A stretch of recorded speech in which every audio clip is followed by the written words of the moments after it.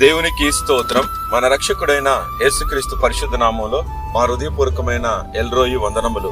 మీరు చేయు పనిలోను ప్రయత్నములోను దేవుడు కృపను అనుగ్రహించి ఈ దినమంతా దేవుడు తోడుగా ఉండి మీరు చేసే పనులన్నిటిలో సహాయం అనుగ్రహించిన గాక.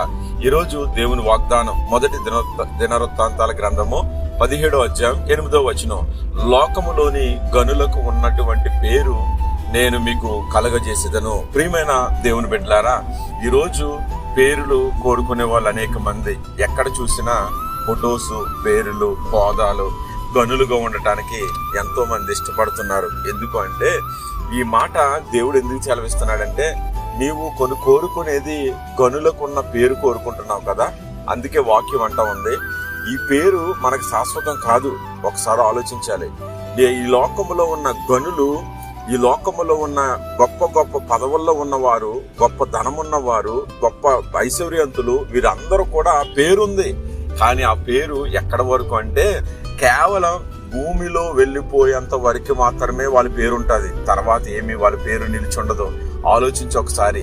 మన జీవితాల్లో కూడా ఈ రోజు మనం ఆలోచించవలసింది ఏంటంటే, దేవుని వాక్యం అంటా ఉంది, నీకు గనులకున్న పేరు కావాలా, నేను ఇస్తాను. అది చాలా సులువైనది. కానీ దేవుని రాజ్యంలో నీ పేరు ఉండాలి. ఒకసారి ఆలోచించు. ఆయన జీవ గ్రంథంలో నీ పేరు ఉండాలి. ఇక్కడ నీతిమంతుల జాబితాలో నీ పేరు ఉండాలి. అప్పుడు మాత్రమే గనుడు అయినటువంటి గనుణ్ణి మనం గణపరుస్తూ ఉంటే ఆయన రాజ్యంలో ఘనమైనటువంటి కార్యాలు చేయడానికి ఘనమైన పేరును దేవుడు మనకిస్తాడు.